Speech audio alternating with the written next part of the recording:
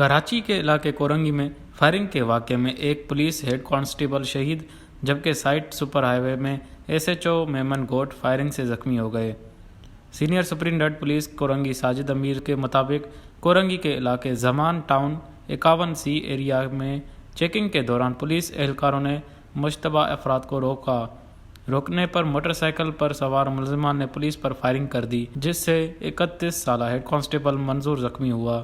زخمی head constable کو فوری طور پر آغا خان ہسپتال منتقل کیا گیا جہاں پہنچتے تک وہ شہید ہو چکے تھے۔ اسی علاقے میں کورنگی گودام چورنگی پر بھی پولیس مقابلے میں ایک پولیس اہلکار زخمی ہوا ہے۔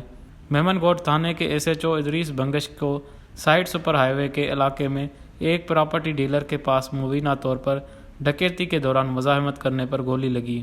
پولیس ذرائع کے مطابق واردات کے دوران سابق S H O site super highway Idrees Bangash نے ملزمان کو پکڑنے کی کوشش کی۔ فائرنگ کے اس واقعے میں ایک شہری آصف چانڈیو بھی زخمی ہو گئے جبکہ ملزم کو میمن گوٹ تھانے کے S H O Idrees Bangash نے زخمی حالت میں پکڑ لیا۔ میمن گوٹ تھانے کے S H O Idrees Bangash کو آغا خان ہسپتال منتقل کیا گیا ہے۔